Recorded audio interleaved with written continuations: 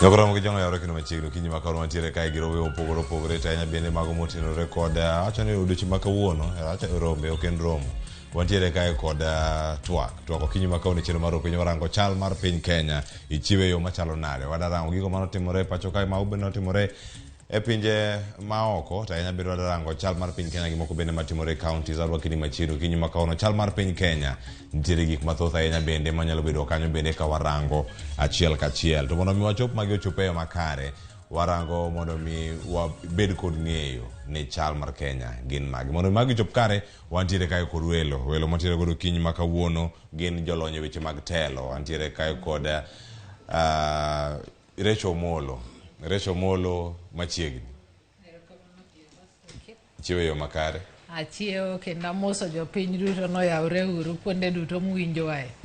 Erokamano ahinya kama chielo nitiere kod wuoluo machielo ma wantiere godo kinyi makawuono Kevin Osedo ndalo mang'eny arwakni machiegni Ramogi TV e higani awacho ni e higani koso e thuolo machielo kendo arwakni machiegni. Erokamano mathoth Cleo gi jogo ma oloso thuolo ma wantiere godo mar mondo wabi waru piny gi joka nyanam.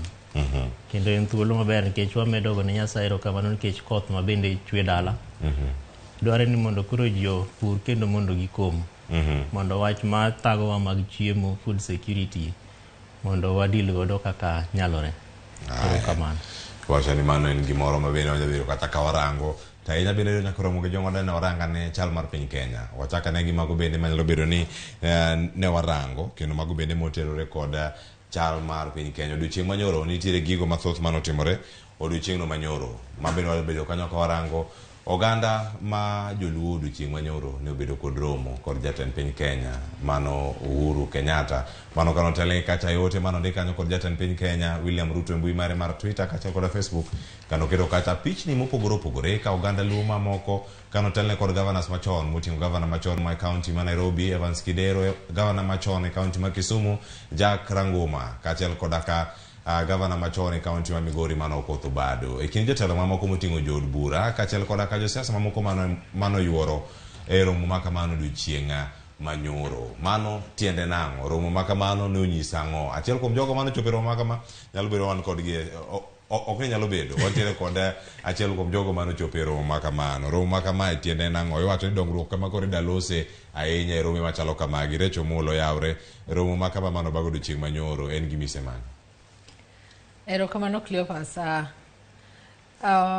aparo ni wan duto yie mondo wach ni wan duto wan jo Kenya kendo oyienwa mondo waradi iwacho ni freedom of association nitiere to most importantly any romo makamago nitie ber makelo noganda nikech kwa bet kanyakla kaka leaders mondo wapor wach waneni ang'o ma wanyalo timo manyalo kelo ber ne jopinywa iwacho ni seche midwaro tayo ganda iwacho ni dwaro bet a leader of at any level within the community idwaro timo kamano mondo ikel what kizungu wacho ni impact ere ber mane matendi nyalo kelo noganda u kata position ma in godo nyalo kelo noganda u omi achiel en ni seche mwatudre kamano waporo wach mondo waneni gik mane wadwaro ni watim ka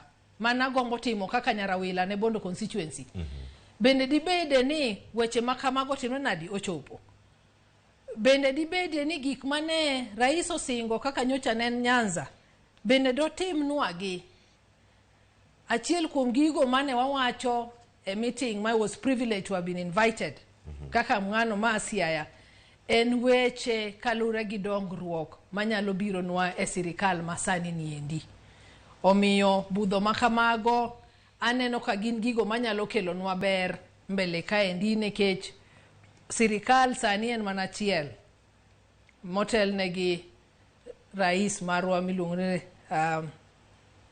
William Samoei Ruto omiyo mondo nyaka wayud dongruok nyaka watigi national government to ber budho gondo bende waporo wach kaka jo mwalo mondo wanenia to kapo ni dongruok ni biro Migori kata achiel kuom jowa mose mitich ni kama migepe mopogre to bende nitie ber mwanya yudo e migao mosemigi go eko gin bende.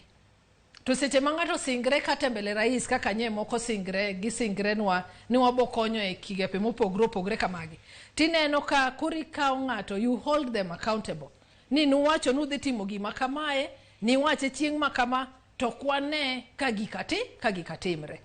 Omiyo anyalo wacho ni budho no ne en budho maber, kendo ne watuak maber kaka jotelo mawuok Nyanza. Kapok abiro iri Kevin Osedo, atem kagima chikra kod Recho Molo. Iwacho ni dhiang' yelach, pod iwacho ni ponono dhiang' ma yelach ne mayuayo jotelo mamoko bende mantiere oko, ma iwacho ni manitiere oko mar Kenya Kwanza kinde mokalo to sani bende koro donjo.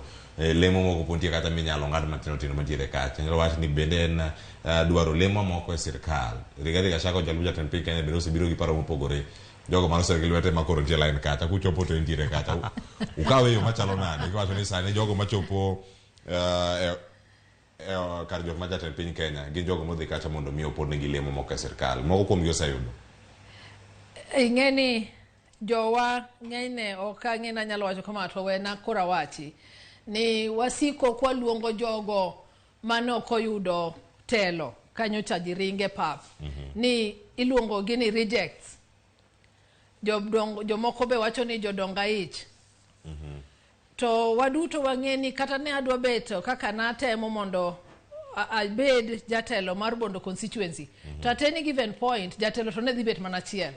Matire ni ok nwa dhi bet gi Bondo constituency MPs ariyo, Alego MPs ariyo, Karachuonyo MPs ariyo. Ng'ato ne nyaka dong'. To ng'ama nodong' ni kichako tiyo gi sirikal kata den mana babe modonje sirikal ok onego ji ng'iyi as a reject. Nikech mano bende kelo richo e kind jotelo manyocho yier gi jotelo manodong'. Nikech ineni kaka failure. To en mano opportunity ma jopiny no miyi mondo itel ni oganda. Ok onyiso ni ng'ama nyok oyudo opportunity no en ng'ama osefail e ngima. To kendo ok onyiso ni ng'ato kodhi kaka nadhi nyoro an ja ohala. Itimo ohala e siasa kod itimo ohala oko. Atimo ohala oko, tatimo ohala gi sirikal. To seche midonjo kaka idonjo kanyo no endo itimo gimiluongo bende ni networking. Ok ochuno mana ni iyudo ohala ir sirikal kende. Kata in Cleophas kinyi nyalo wacho ni Nyarawila o company ni ose run for over 20 years ma tours and travel.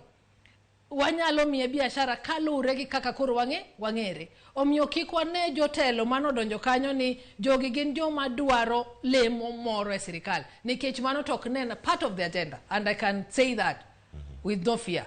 Ni anto ok nadhi kacha ni bende dhi miya lemo koso ok idhi miya lemo. Kora ng'o mano wacho kacha maduong' ahinya? Gima nowacho kacha maduong' ahinya en kaka wanyalo kelo dongruok n'ogandawa. Ma wach mar manyo lemo onge, ne ok owacho kumoro amora. Wach mar manyo lemo to kata de wadwaro. Aparo ni Jalup Ker osebiro kawacho kendo wacho pile ni oyo wang'e maber ni nyocha umiyo wa mano yieyo kende. Kendo President apano wacho kamano ken Homabay. Ni gima nomiyo wana tis mana kuyieyo. Omiyo ubende gimunyalo pokea chalo mana katis kama kuyieyo mana manomiyo wano. Omiyo as much as ni dhiang' yelach. To dhiang' ni endi ibo machame gi jodala ka mokwongo joma no yang'e nyaka dongi ring'o moro joma ni mani tedo negi eka poni ni cham chiemo manotimo nade manodong'. Omiyo kik wang'i ni jogi eki gin joma ne dwaro telo sani. To ka diponi telo moro kata konyruok moro nyalo biro to kane kodhi biro sechegi. Erokamano ahinya Kevin Osedo, pachi kotenore kod romo mane neno nyoro wacho ni picha no omienjo mane mbui mana bang' ka jatend piny Kenya nosekete. Recho Molo gi riporo ne kata kaka simbegi ne gidonjo godo nikech poneno kata status poneno ka gintiere kar kacha. Romo ma kamae ikawe yo machalo nade? Gin jotelo mawuok e gwenge ma Kaluo kendo gin jogo mosebedo lemo pogore e sirkal ma county moko bende ma sirkal ma malo ka gin jod bura. Gini mane neno odiochieng' manyoro no mi picha machalo nade e kinde koro kwa dhi nyime kata to kiero. Erokamano Cleo, naparo ni Recho osenyisowa gima ne gidhi omo State House. Owacho ni kaka en ja ohala. Koro nodhi manyo opportunity mar timo ohala gi sirikal. Mar ariyo wacho ni en odhi timo partnership and networking. Omiyo aparo ni king'iyo tiende matut momiyo jogo mosebedo e opportunities mag telo mopogore opogore gima ginyalo dhi omo State House ma giwacho ni gikelo godo dongruok an ok ane. Nikech king'iyo kaka sirikal tiyo, president ma Kenya kata president mar piny moro amora onge gi pesa State House ma ang' omiyi ni dhi mondo ikuny godo kata ne dams ne joyoma maonge pi. Onge gi pesa ma ang' omiyi gi gunia ni ma kaw idhi nyiewo godo mchele mondo idhi pog ne ji. Kaka sirikal tiyo gi kaka piny itelone en through gimiluongo ni budget. To budget ni bende kleo en gimiloso e ot milongo ni bunge. Kanye kama budgetary allocation and appropriation itime. To kapok jo bunge obet, ma bende ng'eny jok manendo dhi kacha ka bende gin joma osebedo e bunge, jomoko bende kuom gin gin governors. Inyalo penjeri ni to dongruok mane ma bende isetime, kata kane in governor ma Migori, kata kane in governor ma Nairobi, kata kane in bunge ma Bondo, or whatever capacity ma jogo manodhi kacha ne ntiere godo. Omiyo an e tut mare aparo ni bende king'iyo kaka consolidation of the opposition ma iluongo ni Azimio la Umoja One Kenya Alliance motelne gi Raila Amolo Odinga, king'iyo kaka gisebedo kaka gitimo gikgi, aparo ni en agenda mar serikal mar Kenya Kwanza mondo gitur teko mar opposition no. Nikech Clavas okine ka buche ma jotelo kaka Recho timogi, okine ka gibet gi governors ma kata ma Nyanza mani apisi sani okane ka bucha inago timore. Bende counties ma antiere kaka piny ma waae kuonde milongo ni Nyanza, kuonde ka particularly Luo Nyanza, gin gi riwruok milongo ni LREB, Lake Region Economic Block.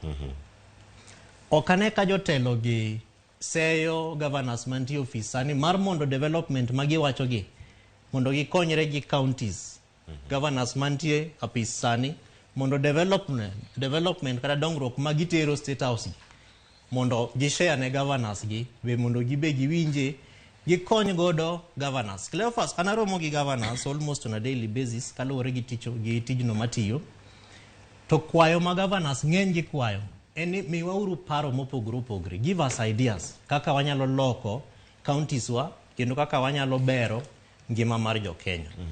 Omiyo an ka ng'iyo matut buche migoyo gi jatelo mar piny Mheshimiwa William Samoei Arap Ruto, aparo ni ong'iyo picha ma mbele kendo ong'iyo ni to in kaka governor ma Kidero ang'o momiyo ne ok iyombo Homa Bay.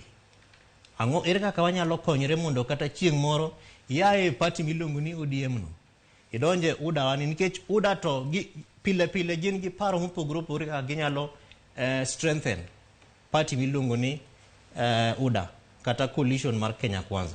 Giseloko secretary general margi pile kendo ging'iyo ni ere kaka katiba marwa tiyo, ere kaka wanyalo yawo dhot mondo jogo moyier e parties mopogore opogore odonje party wani. To an gima apani berie mogik e gik ma waneno katimore gi en ni William Ruto, president marwa, omanyo ni to ere kaka wanyalo strengthen kuonde ma samoro ok ne wayude support maber, particularly Nyanza kata Luo Nyanza, momiyo wang'at miluongo ni cabinet secretary. To oken the first time kata samo kuongo ma waneno cabinet secretaries ma oa e Luo. To gima ber ma paro notimre en nikech Eliud Owalo en ng'ama nyalo luongo ni an amiable leader. He is approachable, inyalo gone simu to mako, inyalo oro ne WhatsApp to duoki.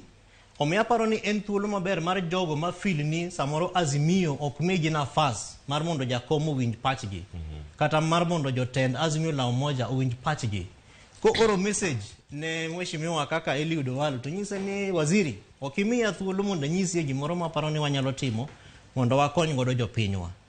To wacho ni amano ber kara waromwa, to kidhi kamoro miluongo kata ni Golden Spot mantiere bathe ka tiro yudo ka gibet kamoro gi gombaka, to after 4 days kata odiochienge 4 to donge gisechopo State House. Mano thuolo ma paro ni Azimio la Umoja One Kenya Alliance poko miyo jotelo ma samoro dwani mondo omigi thuolo mondo gilos. Mama ne nyalo bedo gima dhiro gi mondo gichop kata girom kod jatend piny Kenya kod jotelo mamoko e kar jot mare. Kamano. Recho, kwa tiyo ko twak makama. Ntie gima owadwa ni owacho, tadwa ni akete very clear.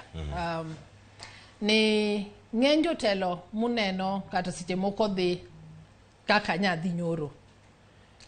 Kendo tieko kowacho ni, kizungu wacho ni are disgruntled. Ineno seche ma iwacho ni jotelo mondo chiw pachi. Tiyudo kinyisi ni you are a failure. You are a reject. Ng'ama idwaro miyo pachi mondo ta oganda maber cha e ng'ama oseketi e kona kaka in ng'ama ok nyal, in ng'ama ofuwo, in ng'ama onge gimong'eyo. Koro as much as ni there is the will ni mondo wa support even with the local structure, tiyudo ka ong'adu oko.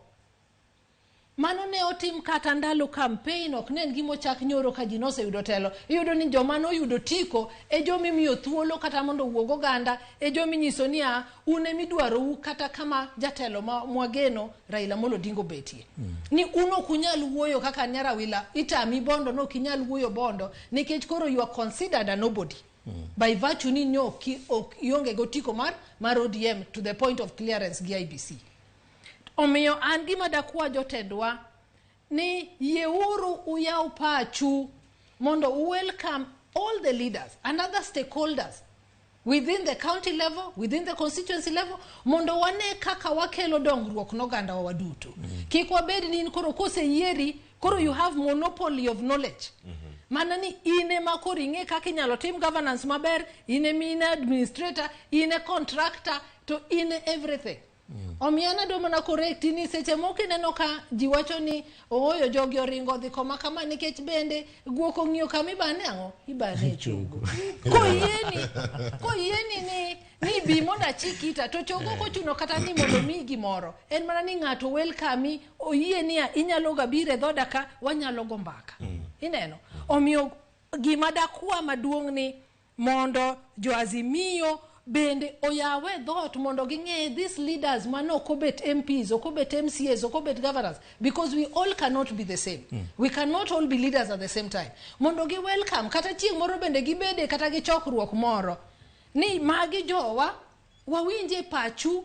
Ununeno ni county wagi jogi nwaketo gisechopo kanye. Kendo I'm challenging them nikech within Azimio no wacho ni can we have a session where we can call the elected leaders mondo put them to task. No promise jopiny watima chila riadek. Wachopo gigik mano wacho ka kanye. Ok ni koro in kaka governor ma Homa Bay ichiedo gi magi, ma Kisumu ichiedo gi magi, ma Kamo ichiedo gi magi, ok ingi kata na agenda mar wachato natimre nade. Omiyo if we can be more welcoming as a community. Aso wawachnia seche ma wan gi jowa moko e sirikal waneno ber moloyo nikech seche mane ndiko ji, seche mi ndiko ji kata e boards and all that kind of stuff. Jowa ema nondike board. Koso jok nying jowa ema nitiere board. Omiyo gima ng'ato nyalo kelo ni seche ma nuclear, gima ng'ato nyalo kelo ni seche ma Lake Basin cha.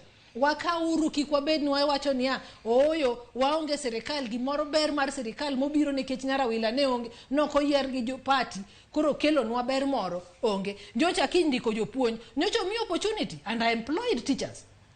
Jopuonj mana ndiko go gin jodalawa. Seche ma gikelo konyruok n'oganda Luo. Omiyo let us be welcoming. Erokamano ahinya. Wantiere kaya kod Kevin Osido kachal koda ka Recho Molo ojolonyo weche mag telo. Oda mana rango siasa ma kaluo gin mage, weche mag dongruok gin mage kagi kacha. Kachal koda moko bende matimore piny Kenya e opara mamoko. Nyakura mag jongo kinyi makono kapod wantiere chal mar piny Kenya. Wadano ranga ni gino wacho kacha independence kata chung kar kene mag migepe ma opogore. Mano ka wantiere kar kacha kod mano mar DCI kata kwach kich. Wantiere kod jamin buche. Mano gai ma jamin buche kata pismare mano mar DPP.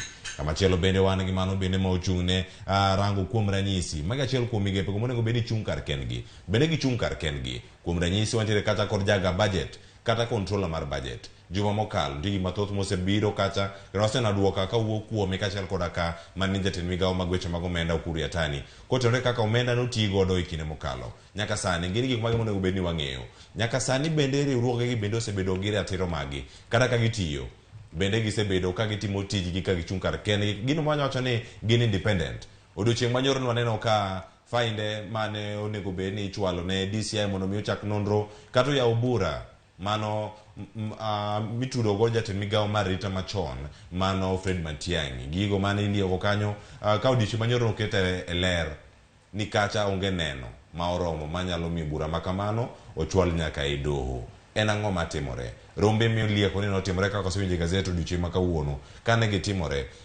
adiera kata chung' kar kende mano mar duond kata riwruoge machalo kamagi niga kuma chalo nade. Achako di Kevin Osedo. Ineno riwruoge duto kata pise mag sirkal onego bed ni chung' kar kendgi. Kinde moko ponono siasa kata jotelo donjore kodgi mamiyo tich ok gitimo makare. Kose nang'o osebedo katimore? Cleo, mana kaka iwacho no kaka en nikech wan gi gima nyalo luongo gi dho ngere ni interference with the independence of independent offices and commissions. Mano tiende ni nitiere donjruok moro ma sirikal samoro nitiere godo ma miyo offices ma oripo bed ni chung' kar kendgi e tich ma gitiyo ok wane ka gitiyo kamano. To gimomiyo mae timore kabisa gi tiende en ni apise gi ng'eny gi gionge gi budget ma margi. Nikech budget ma imiyogi nyaka kal through ministry miluongo ni treasury.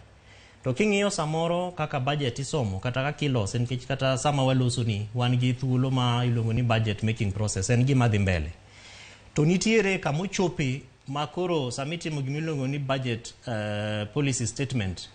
Public participation kata rombe mang'eny ma waneno ka timore galamoro gi chopo kama koro gi onge.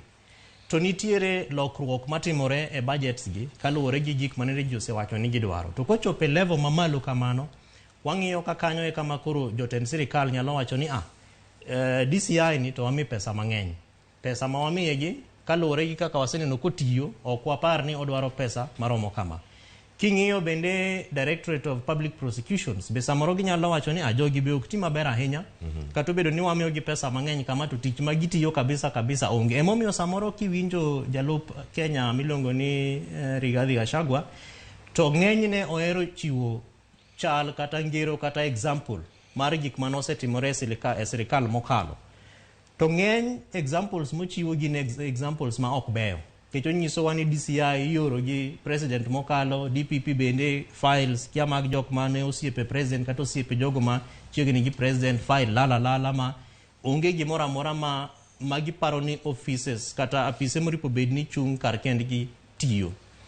To ma kela gimoro madwa wacho mar ariyo ni be king'iyo kata kaka iyiero jotend offices gi. Nitiere teko kata strength ma executive arm mar sirikal marwa nitiere godo. Ma samoro en teko mar mondo oket ng'ato e office kata appointing authority. Kata bedo ni parliament kata bunge marwa emomi thuolo mar mondo ging'e ni to ere kaka wago misasi ng'atno idhi mi appointment kata ng'atno midhi kete office. To ng'enyne king'iyo bang' kata mana ka president osetimo nominations gi kata jogo moripo bed ni timo nominations obed public service commission kata agency mora momi tijno. Bang'e ting'iyo ka samoro nitiere ndiko ma rais bende nyalo ndiko mowacho ni anto nying mukelo ni aduokonu. Taduokonu go nikech chal mar 1, 2, 3. Ae to bang'e process no kendo chakore.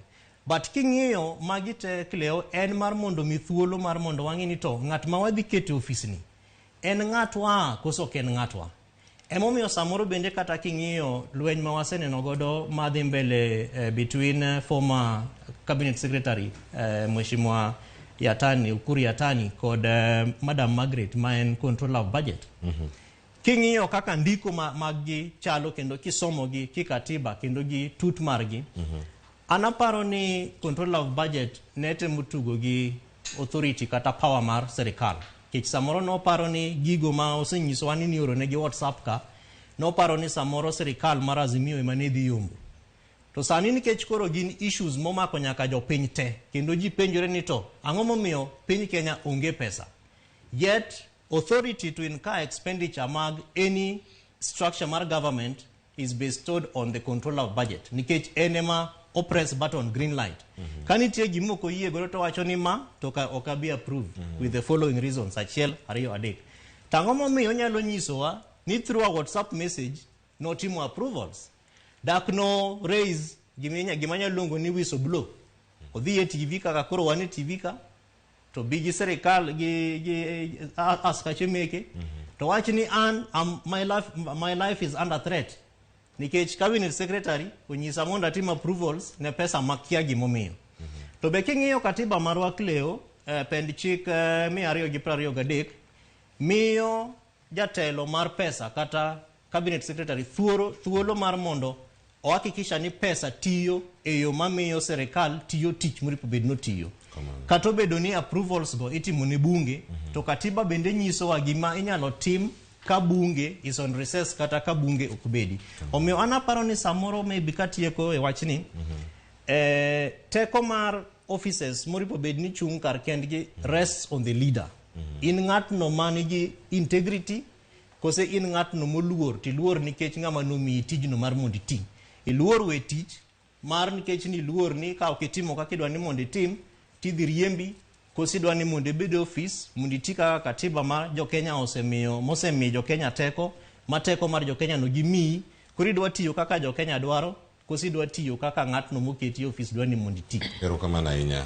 Katiba achiel ma Kevin osedolero kar kae, Recho, ma katiba bende ma oloso bede migepe upogoro mondo bedi chung kar kendgi. Nyaka sani korka in bende gisebedo ka gitimo tich kaka dwarore, koso ne kaka wache bede ni oganda moko nyalo bedo no luor wito tijegi kaluwore gi ka giweyo chung kar kendgi kendo gichung e yo moro ma otegno. Nano kinde moko mokalo bende waseno jotelo minyalo kwan e piny Kenya mosewuok oko bende mowacho ni oyo gima kama onego atim to koro ok adhi tim nikech magi ma ponono wadok e thuolo moro mwadhi yudo Jo-Kenya ma ponono biro wuok oko chieng' moro mawach ni oyo mane ochuna ni mondo atim to ok adwa time, ok ni ka osetime koko wuok oko mondo mi owachi. Mano bende wechego mane do ka ichopo gi kar kacha do bende chung kar kende kaachiel kod ka migepe mamoko kochwal buche ma kamago mochopo nyaka e do. Inyalo wacho ang'o, Recho?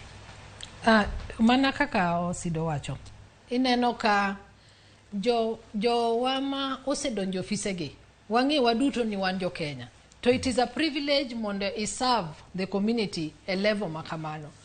To iyudo ka koseyier ng'ato kata kosebed appointed mondo ka office kaka mar Haji kata kaka mar Nyamera Margaret, tiyudo ka kendo koro ng'ato ong'e maber ni constitution omiye teko mar luwo chik kendo mar tiyo tijno. Tineno ka wiye wil ni en gi support mar constitution, koro en ong'iyo support mar appointing authority. Ni ng'ama noketo signature ne cha, to nowacho nang'o e wachna mar chung'nie, mar office momiya niendi. Omiyo ka wacho wach mar Margaret for example, iyudo kata kaka Ouko Ouko manyocha ni Auditor General, right? Yes. Notiyo mochopo kamoro ko Ouko wacho ni oyo, mae okadhi timo, okadhi timo. Mago is the type of Kenyans mwadware offices. Maka we have a character ma we question your integrity in an office. Nito bende ine gimoro authority mar run that office. To en ng'amo nego beni no segol kata tich mar adiera makende. Nikech wadwaro ng'ama wacho ni oyo gimi kwayo wani to kotimre nadi ok dhi timre kalure gi chik ok oyie achiel ariyo adek. To yes, article 223 oyiene mondo in ka such expenditures seche makata parliament ni in recess to ka giduogo to they will ratify. To okonyiso ni mano itimo richo. You regularize your action kalure gi gima chik otimre nade chik wacho. To seche miduogo tiwacho ni oyo an natimo kama nikech nomiya SMS aso gini chako wuok seche ma the same parliament ose ratify gima ni wacho cha. Koro bende dhiero wani to who is on the wrong?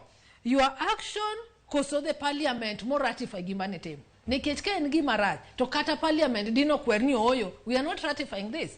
Nikech kalure gi chik ok ni luwe to the letter. Monego bedni nonego bedni time within this timeline okitime, nonego bedni kao supportive documents okichiwo. To wayudo ni parliament okayed that kind of expenditure. Kendo Ikuri Atani bochako duogogi another letter could defend himself. Wacho ni mae kende this is not in isolation. Gigi osetimre kata bang kane oseyier jatelo motimo nade masani. To kamae e kaka nyocha watime. Does this become more legit than the previous one? Matine ni mae to kuwa timo nikech en maru to koro ber. To ka nyocha watime nikech ne the former government to nyocha rat. Kidwaro ng'iyo kata barua kapo ni I don't know how legit the letter was, but because I've not verified it. Tiyudo ka barua no ndik ni no kuwa 1.5 billion to they only, through the same control of budget, they only okayed 500 million. Ni mae mwanyalo timo. Matine ni seche moko ongeyo gimonego beno timo nade? Otimo. Why don't you just rise to the occasion all through your tenure? Mondi wachnia, ka mae tachuma kwer ni mae to kadhi timo nade? Okadhi timo nikech first, as Osido said, we are working within the budget. Ineno. Okwanyal di mwa exhaust budget mwa di mwa warane over and over. Omiyo, en kwayo mara ni any Kenyan momi opportunity mondo serve in any capacity. Onego ngeni first and give backing ma the constitution. Mondo otim tijno kaka chik dwaro, kiko tim tijno mondo omor ngama no kete, nikech we are all going through a process. Motimoni, you are vetted, katake an interview, you are engaged in an interview, majionero ni ine minyalo bet kacha maber molo recho, for example.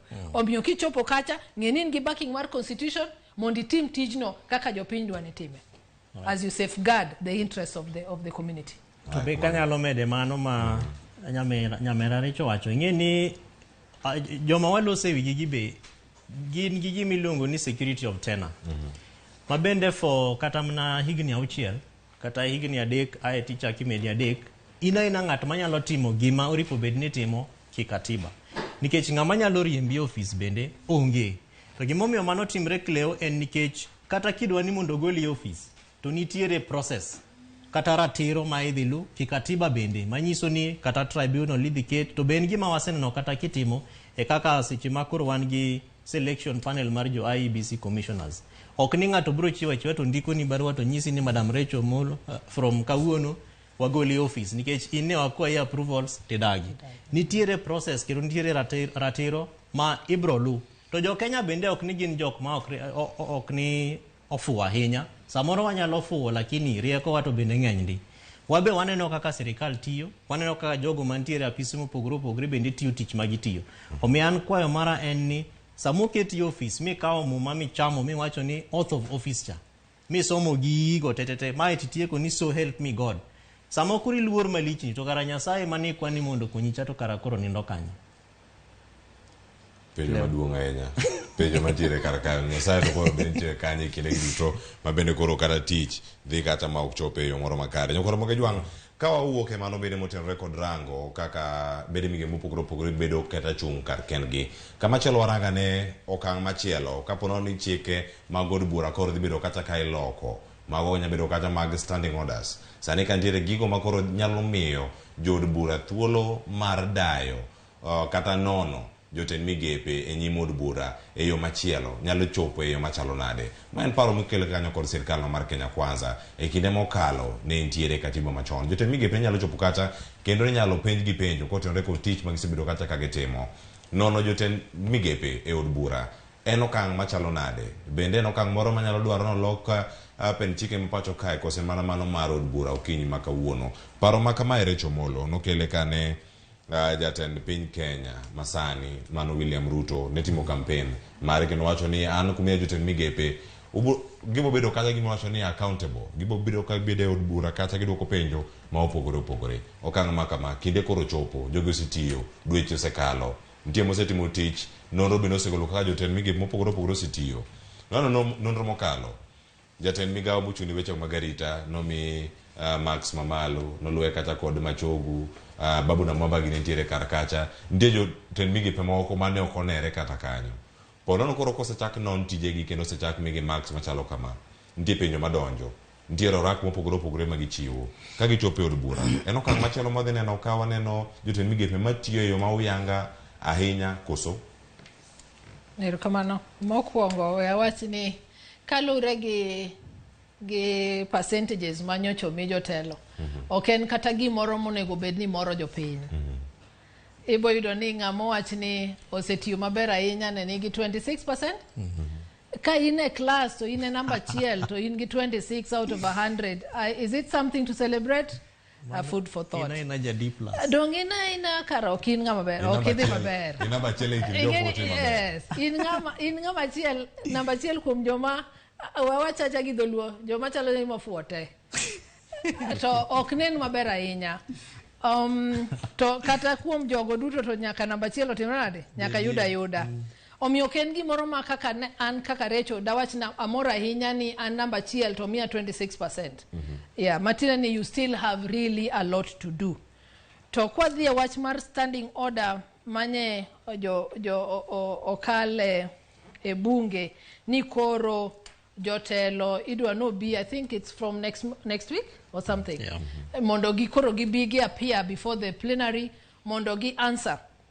In one hand it is a good thing, in the sense ni okelo effectiveness in service delivery, kendo kelo gima wacho ni accountability within the office, kata gi joma omi telo goeko. Wanyalo wacho ni kalure gi katiba marwa, ingeni as a country we operate within a presidential system. Mane gima katiba wacho. To seche makoro we want to have a hybrid. Lermo kangeyo ni onge kaka wadhi okwanyalo joma koro watimo parliamentary and presidential within one system. Can we decide as a nation which way Kenya? Are we doing the full presidential way or are we going the parliamentary way? Matina ni wanyalo ga luongo jito biro kaka idwa luongi sani niendi. Jomage monego tim mai, jomage monego wach ni jomage matimo parliamentary, jomage matimo presidential. Gi jotelo moyiero koso jopiny. Of course jopiny, nikech it's a referendum issue. To jopiny nyaka chake mondo mi jopiny otime. Nyaka obede gimoro ma bende osetwag e wiye kata e od bura kacha. Bende jotendwa oikore mar bedo gi twak machalo kama. Emomiyo achako kawacho ni okang'eyo ni pend chik mane makoro yie. Nikech it's just a standing order. But the constitution okoyienwa mondo mano timre nadi otimre as it is now. However, en gino maber mondo waluong jotendwa gi pacha, mondo wapenj ni oyo wawinjo wach mar, for example, ne media okelonwa weche mag tractors from which country? Belarus? Belarus. Yes. Koro mondo CS opimnwa maler ni to wach mwawinjo mar intergovernmental or kind of business mawachre ni koro wadhi omo tractors worth I don't know how many billions to Kenya from Belarus. Lerne ni kanye. So is it within the budget, this budget, or when do you intend to do such like things? Nikech king'iyo sani to even the leader of business, which is the majority leader within parliament, emanyocha answer to some of these questions. So he may not be privy to gimanyo timre. Kuri yudo ni ipenja tawacho ni weuru monda doga penji monde kakenda chaka duognu wach. Omiyo on one hand I'm happy ni koro jatelo cha obo biro kendo ayudo real time responses to issues concerning the various ministries within government. But on the other hand, tawachoni, this thing is not anchored in the constitution. Togi Kenya mwangeyo donge kini ngato bodhi odbur ilongo nang court. Ni donge we are going against the constitution because this is a standing order, whereas this should be a referendum issue.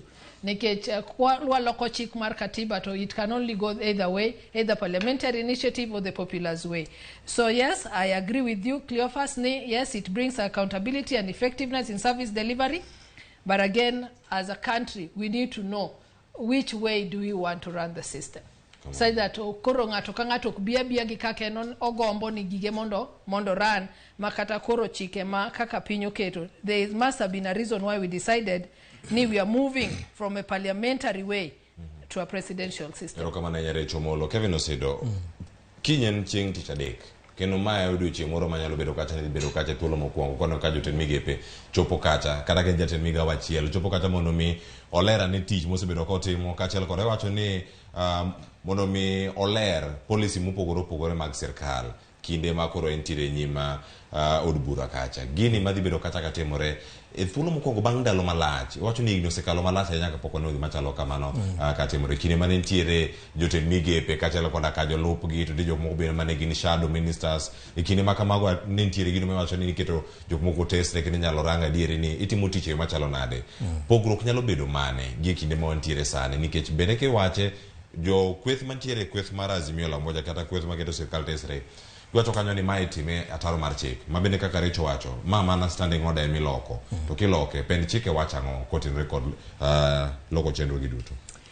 Klemono penjo maber ahinya. Mokwongo pend chike mag katiba marwa to kaka Recho osewacho.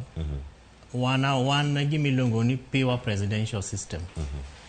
Ma gimomiyo wanyalo miyo jogo mabete bunge teko kata thuolo machalo kamae okang'eyo.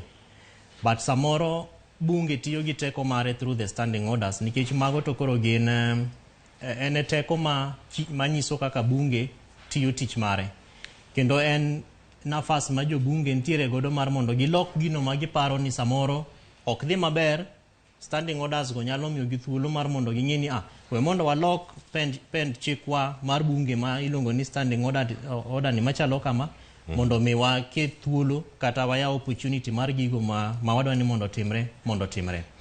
But bende kaka isewacho ni ok waseneno gima timore kama for a very long time. In fact, chakre ma wa promulgate constitution marwa almost 13 years ago, 2010, pok waneno kata mawaziri kata jogo ma wanyalungo ni cabinet secretaries dhi bunge kacha mar mondo giler kaka gitiyo. But bende samoro nyalo penjere ni to ang'o momiyo mae timore kama. Cleophas en nikech waonge gi opposition motegno manyalo bedo gi thuolo mar penjo ma sawa e od bura. Opposition ma wan godo e seche machalo kama en opposition man kaka ng'iye to samoro gin jogo mang'iyo chances mag timo ohala gi sirikal kata gin jogo ma samoro dwa networking opportunities ma thuolo ma gintiere godo mar mondo gidog piny to an kaka jabura moseyier ma ng'iyo nyaka budget mar pi mar jok moyiera. Sirikal oketo pesa di mar mondo kuny pi ka gitiyo gi county governments nikech pesa no bende ae national treasury kadhi e counties through gimiluongo ni division of revenue allocation ma bende en chik ma bunge ne makalo through the senate.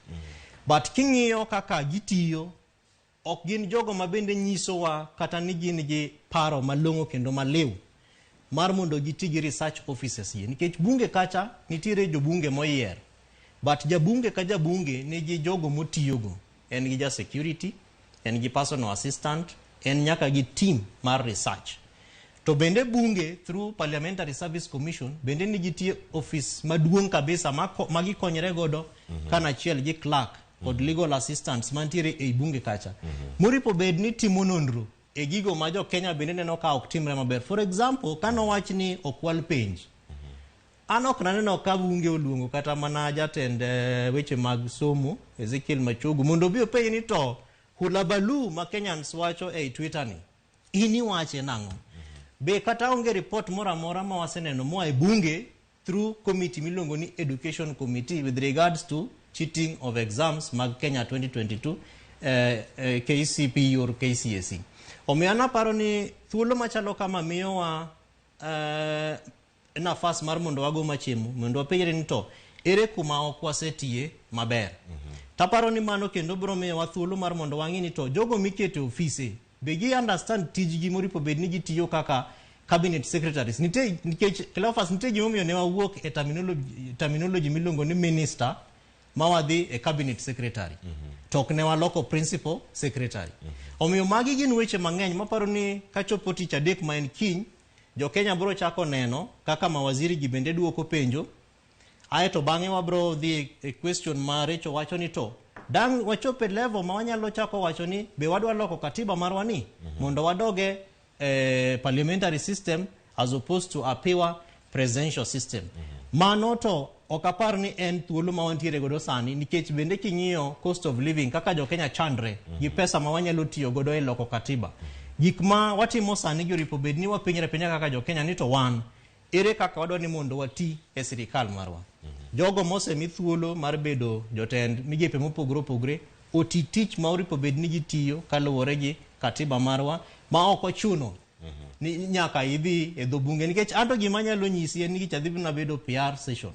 Ne waneno kaka ne gitimo vetting margi kata jogo manose wach ni jopuoe no mi thuolo kata mane weche gine ni e doho sani waneno ka file bakoni mori bakocha file vitore ne vitore to donge bunge no ema no pitisha gi omiyo kata kacha be gidhi wacho ni penjo mi penjo to ber ahinya miya thuolo mondo adog chien adhi ang'i ni to answer uri bobed na mi chalona nikech bende strength of the house King'yo Kenya Kwanza gin gi majority gisenya ka temo nyiewo wabunge moko koro strength of that sessions bende aparo ni dhi chandowa kaluwore gi penjo midhi duok kaluwore kaka idhi penjo waduogo mondo mi warang bende komachielo ni gik mage monego bed ni timo gi jopiny to tingi bende gin mage jod bura bende dhi do thuolo mar penjo gi kaka dwarore kaka jopiny bende digien ni kaka gitimo wach mag representation ka ere kaka penjo gi penjo kendo jaod bura mar gidhi bedo kaka penjo koseno penjo mopogore wadi ka kod recho molo kachalo kamino sedo nyagoro moke jwang wakaw ywe masani sari oseromo ka waduogo wadhi nyime kod twak waduogo tieko twak no mar nono jotend migepe e od bura kik idhi mabor nyinga Cleophas Oluoch chenro en marupiny.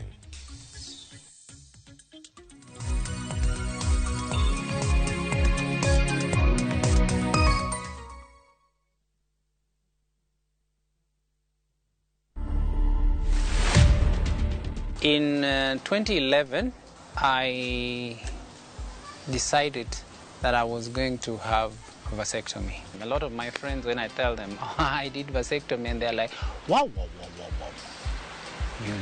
It looks like you're impotent. And I'm like, no, I'm not impotent. The only thing they do in vasectomy is to close up the tubes that carry the seed.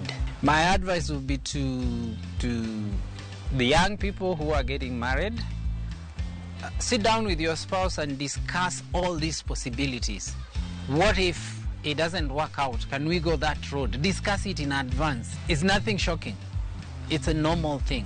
It's a normal occurrence. It's a normal happening. To watch this story and more, download the Citizen Digital app. Scroll left on the menu bar to the exclusive videos portal. Once here, scroll the videos and find this and many more exciting stories lined up for you. Click on the video to play and enjoy. Kenya's #1 app, Citizen Digital.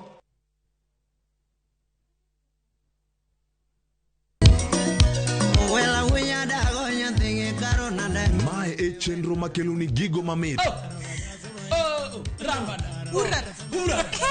Gikeloni weche mamolo e pacho ka. Ng'ato gero ot mochung' gi chama. Gima wuok e pinje maoko. Itoni kia kato koro Paris. Gi twak mamulo rowere gi oganda duto. Mana kuom nyithindo ma neno wasani. Winjane janyuol. Janyuol gima ber ahinya. Timne ng'ato gima imbe kotini. To ni winje maber. Yud danje maliet. Inyalo kwayo thum kidwaro ma kaka Talanta Brogoni studio kaendi. Mane mbak ndalo chakre wuok tich nyaka tich abich saa 8 odiochieng'. Ibonuo chakre saa 7 otieno mane Ramogi TV.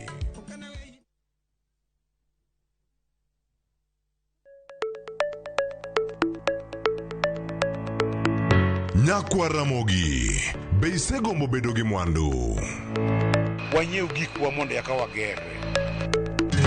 Kikideu, e chenro mar ohala gi mwandu, Ramogi TV koro kelo ni puonj makare kaka inyalo timo ohala malokre mwandu. Ting'en ni goyo ohala gi rito mwandu gin weche ariyo mopogore. Tich ang'wen ka tich ang'wen, saa 1:45 mar otieno, ka ikelo ni kod Lydia Okeyo. Kik bai.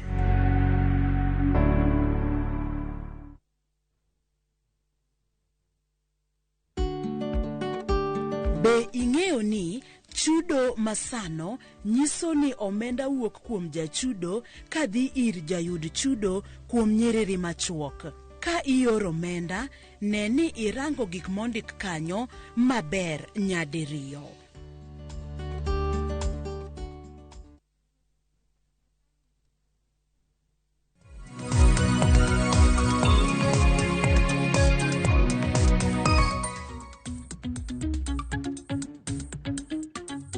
Nyagora mogo jongo seduogo en mana yweyo matin imadho mana pi moro matin ka intiere na kacha yud chak moro kisenyietho kacha madh chak iwacho ni glas achiel kata ka en glas achiel gi nus kia ka dher chak ma intie dala kacha golo chak moromo kamano kata kamano wan gi pi Nairobi ka wacho ni ober gi ngima wasemadhe kendo waseduogo kar kae wadhi nyime kod twak okinyi ma kawuono pod omedo mana none iwacho ni ka gin weche mopogore opogore matimore kor pinj wacho ka wantie sani warango chenro mopogore opogore sani warangane ote mebedo kata kiorono e Facebook mar Ramogi TV ni uwacho nade ka untiere kacha Facebook mar Ramogi TV ote ma untiere kwa no chak twak SMS line area dik au chiela no ote mag Facebook nyaka sani nitiere ote machalo kamagi mag Facebook manya bedo kanyo ni warango gi Nyang'ute Jojo Dhiambo wacho kata ni jo Kenya ni kod thuolo mar romo e yo mora mora ne jatelo Recho ng'at ma otimo romruok gi jowadgi kendgi to ere kaka jopiny nyalo hold accountable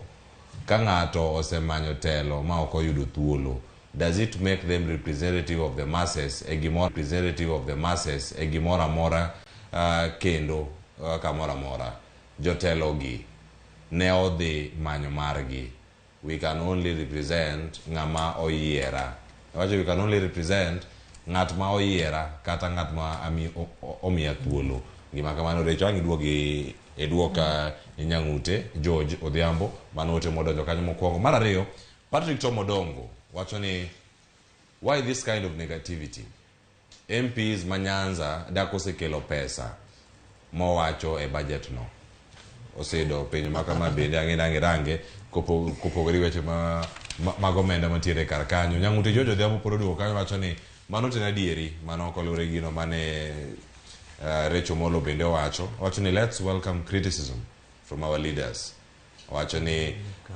who are not elected Recho Molo mano inkare erokamana ahinya Nyang'ute George otema kamano Beno Luoch wacho ni amor gi twak as a community we must accommodate divergent opinions paro wale ukanyo Ben erokamana ahinya awaka utwelo mondo mi wawinj wakawo ote mogik mantiere karka Eric Okeyo wacho ni piny mar Kenya ong'awo siasa malo moloyo gimora mora matiangi nyiche oketi e tago maliet to bang' ka gweno poko muonyo bando bang' romo ma wacho ni makae gi kacha ma jatelo mawuok Usi wacho ni telo mamalo Jamin Buche bende koro wacho nade ni doge koro wanyalo wacho ni siasa mar Kenya en mano mar lawruok paro pogore mantiere kar kae mana mapiyo piyo kotenore gi magubere gi moko bende madiere mar medo kotenore kod twak mantiere godo kinyi makawuono ka warango kidieny machielo mwachope mar Nono Jotend migepe Recho ote modonjo kata mokwongo mar Nyang'ute George inyalo wachano kata ng'awinj wach pesa mag MPs mano ma Kevin Osida ng'eni penjo nang'e duok erokamano George it's impossible to directly hold ng'amoko year accountable for an activity but as well anyalo wacho ni kaka ng'ato ma jatelo moganda ng'iyo wang'e the only way ma jopiny nyalo hold you accountable is about your integrity ang'o momiyo itimo gimitimo nikech king pod inyalo dwaro timo duogo telo ne the same oganda manyochi chunge okonyiso ni seche ma midhi kwayo gimoro tinyalo wacho ni atimo achiel ariyo adek ne jopinywa nikech nafas mana yudo kalure gi romo mana adhi godo to kase dwaro mondo kata dongruok kata gimoro ayudo ne jopiny to koro it is upon ng'amo yiercha mondo make sure niya gini otiyo kaka dwarore nikech ene motiyo gi sirikal directly omiyo wan kaka jotelo gimomiyo inyalo hold accountable en about my word nyarawila ni wacho ni dhi timo noganda achiel ariyo adek dakwa seneno kitimo kalure gi kata rado manurado okonyiso ni nyaka umiya pesa moro matiyo godo directly nikech kata kapo na kelo dongruok ne Nyanza to kadhi kelo dongruok ni oro na pesa ne ane madhi timo gino en mana ni alliance and I cooperate with the agencies ma government mondo wane ni gima nyalo gombo kaka pi mondo obi ne jobondo mano timre mano is the only aspect minyalo hold godo ng'amoko year accountable on their word. Weche mag pesa wacho ni kinde mag intiere sani iwinjo ka jod bura mano ote mano donjo kanyo ka kuom achiel kuom jowinjo mano ote mano or kar kanyo kanyalo yude mane makare mano ote Patrick Tomodongo wacho ni why this kind of negativity MPs mag Nyanza dako sekelo pesa wacho e budget go bende oganda neno ber mag jotelo mag yiero kunyaka jotelo moko ma ore ma koyudo lemo makamago kodhi manyo to koro bende gido nyinge mopogore opogore erang'o matimore kinde jotelo kod jopiny gima timore kind jotelo gi jopiny en gima nyalo luongo ni lack of serious accountability keto tesre jogo ma moseyier nikech ka ineno kaka wago siasa marwa en siasa migo mana nyaka e debe kacha. To campaign ma is a mechanism mar yiero ng'ato en gima nyalo luongo ni transactional. Kech ng'eny ne waneno ka gonya matimre mang'eny gi. Tiekri koda chuth. Sani kik warit makiny. Kamano. Koro ing'eni chopo kuma ng'atuno ma oseyier bende wacho ni donge namiyi gimoro eka niketa kom. Omiyo chopo kama be koro feel ni gima nidwaro cha nasetikra kodi, koro dware na bendi we mondo amany meka.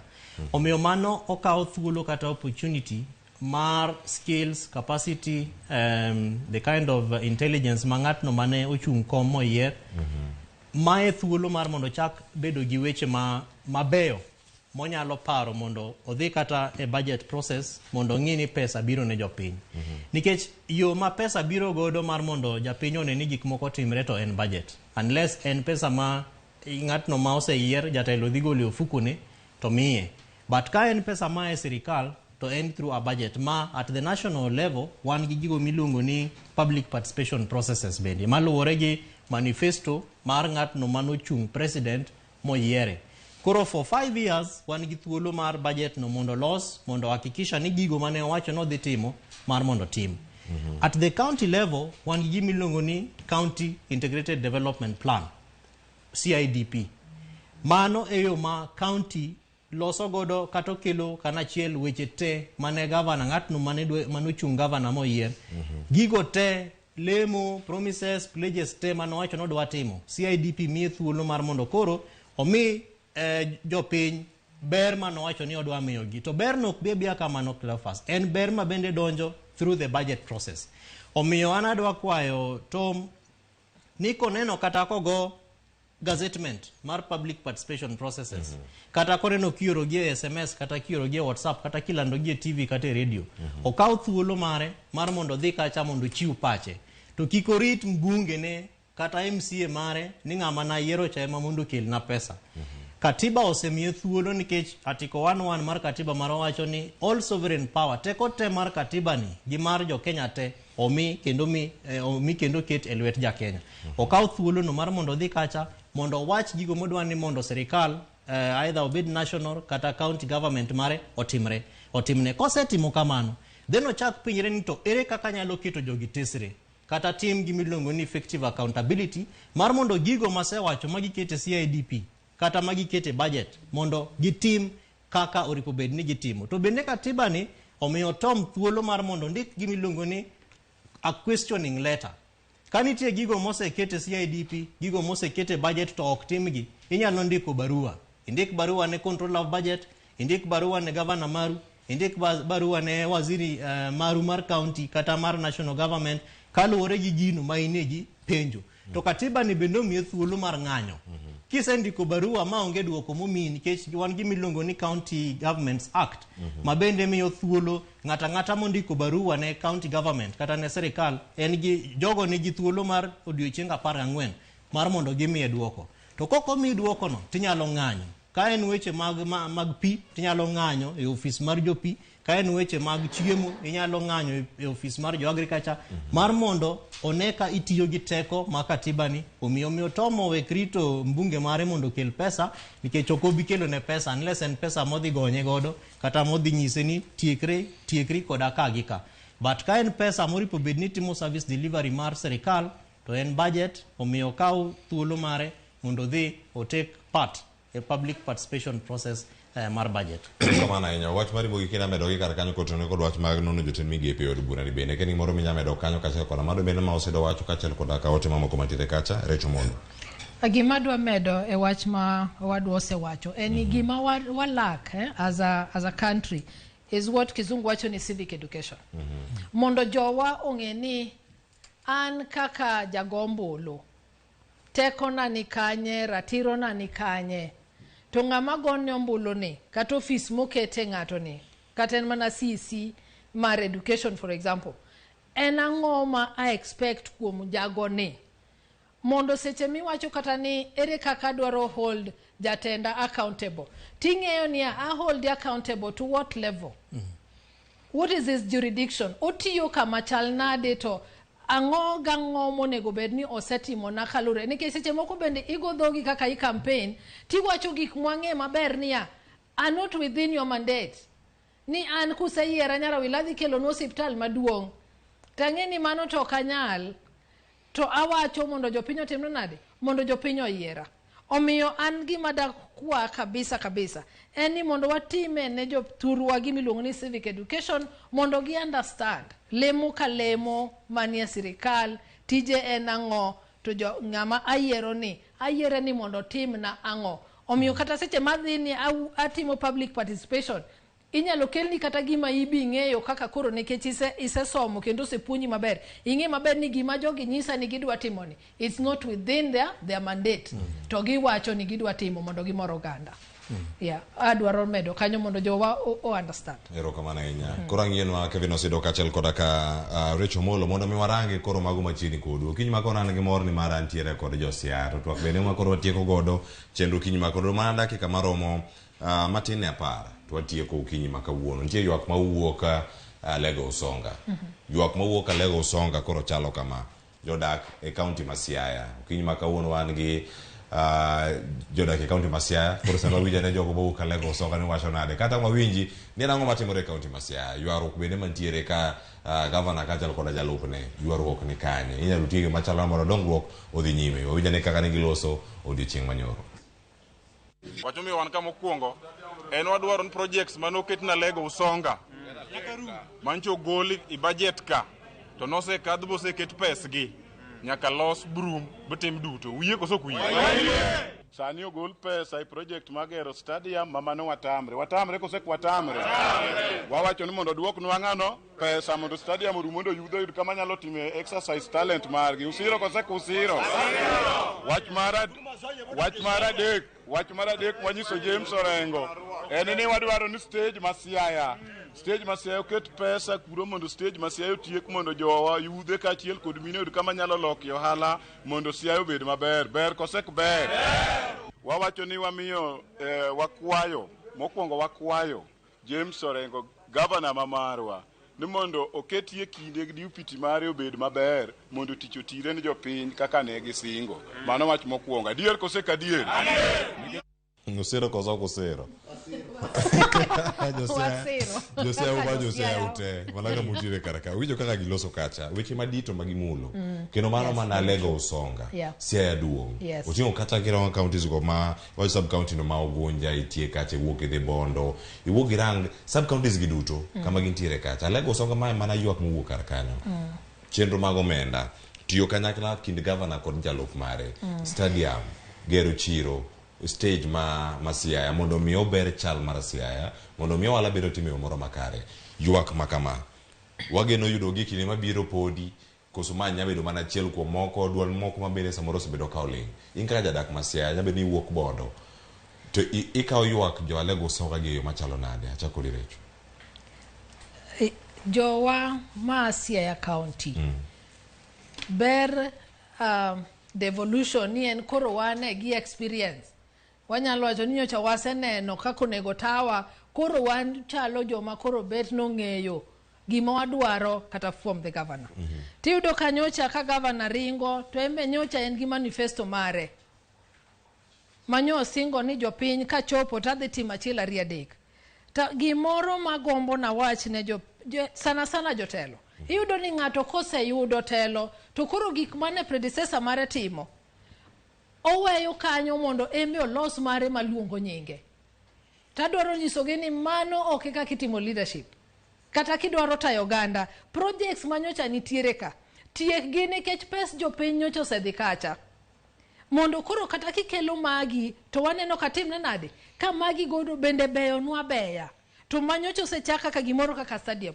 why divert the money if it is true to a different project whereas gini nyocho se kaw pesa malach mosekete kendo wang'eyo ber stadium ni odhi develop no talent mag mpichni kata gige tugo mopogre opogre mag nyithindwa. Sani yuto iyude yo mopogre opogre, kata mana ng'ama go mpira nitie kaka nyalo konyore, ng'ama goyo netball nitie kaka nyalo konyore. Omiyo seche ma stadium olosi wawacho ni wadhi develop talent mag nyithindwa e iye kacha, giyudo an opportunity. To seche mata kata stadium nolosi kaka ng'ano mabende osebete tourism for long, anyalo nyiso ber mar gima kamano ni seche moro ma seche kata kaka nywa neno ni counties nigi tugo gin gi tuke to gikero Kisumu, wamene wanyalo host gik makamago to gero biashara magwa. Omiyo ana kwayo ni kaponi nitiere pesa mar stadium obedo diverted, to jopiny nigi ratiro ok mana Alego-Usonga kende nikech stadium igere chunya Alego constituency, to mano gimonego bed ni o concern wa waduto kaka josiaya ni kane pesa oseketi, allocation was made, then why divert that money? Kamano. Yes. Wacho ni mano ka en ywak ma Alego-Usonga. Kevin Osido, pachi to winjo mana kanyo kuom jogo jodak Alego-Usonga en man. Jo Alego-Usonga go wacho weche mabeyo nikech gi manyo projects mag county makonyo josiaya county te, ok mana jo Alego-Usonga, nikech stadium kata kogere ok odhi bedo mar jo Alego-Usonga kende. Stage miwacho ni en stage ma nucleus, kech mtokni te kata ma West Oyoma kuma ae Rarieda kucha madonjo ka Bondo bang'e to ichopo Siaya town, stage no kendo dhi mana konyowa. Iwacho weche mag chiro, nitie ga days ma iluongo ni Siaya County Market Days, makelo nyaka jok moa Aram kuma wan watime chiro, nyaka jok moa Ugenya gi Ogunja te romo e chiche ma ntiere e Siaya. Omiyo mago gin kwayo mabeyo nikech gin kwayo madhi konyo jo Siaya County te. In fact, gidhi konyo jo region te ma Nyanza. But an gima wuora ahinya Cleo en nikech telo mar county, serikal ma county ma Siaya ok osedhi maber. Kendo jo Siaya gin jogo ma siko ywak kendo gi ywak ni weche mag devolution. Kech king'iyo kata kiwacho nitie jatelo moro miluongo ni the father of devolution in Kenya, to bendo ama na Siaya County kanyo, to devolution ma Kenya to pok osekonyo jo Siaya e yo moripo bed ni konyo jo Siaya. About 3 weeks ago nakawo thuolo na madhi Ramogi control of budget, office of the control of budget ma Siaya County, ma wabet kode ma penje ni to governor nobedo gi task force mang'iyo weche mag mibadhi mag pesa kata corruption, manotel ne gi former auditor general Professor Edward Ouko, ma penje ni to weche gi gin weche machalo nade. To Cleophas, an gima wuoro en ni thuolo ma serikal kata governor kata ng'atno motelo ne county nyalo bedo godo mobed piny mopenji ni to recommendations kata mosechiw gi control of budget kaluwore gi weche mosebede gin mage. Omiyo kwayo mara en ni kata bedo ni jo Siaya County kendo jo Alego-Usonga nigi kwayo ma ywak madongo kamano, to jogo moyier kaka governor openjire ni to what does this ywak gi mean to the work matimo, particularly with regards to service delivery. To en ywak maparo ni kata counties te bende nigi gigo mopogore opogre ma jo county go be ywagre. Koro kawacho ni wuok e gwenge mar Rarieda ma Oyoma kata kirango gi chenro mopogore opogore kata moro kacha, wan gi thuolo ma dakika achiel kende to watieko. Koro kanyo sa 2 dakika 25 no bino wuoka kendo koro kawarango sani wach mari mogik tada nikete kata kotenore kod tiyo machiegni kod governor kaachiel kod jalupne mane county ma Siaya. Ang'a kawo pachi kata ang'a kawo pachi bende recho kaeto walore lora gi kanyo. Chako Osido.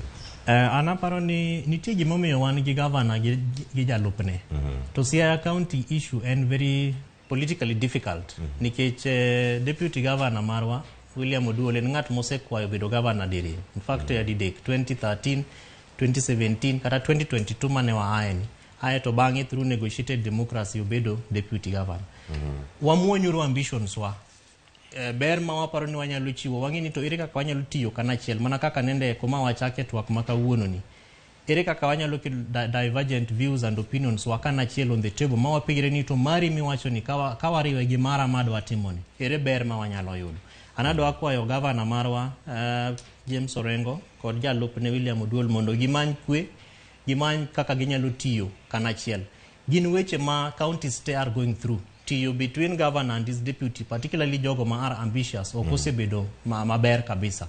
Taparo ni kawanyalo muonyo ambitions wa mawang'e ni to thuolo man godo mar 5 years ma josiaya osemiya mar mondo ati godo gi ere kaka wanyalo keto dwaro mar jopiny mbele mondo mekwagi to wakan for the next political season. Erokamano nyaka vena sedo recho wach mari mogik. Erokamano. Daher mana kwayo jotendwa masiaya nikech ywak mayuagre between the governor and the deputy is not the first.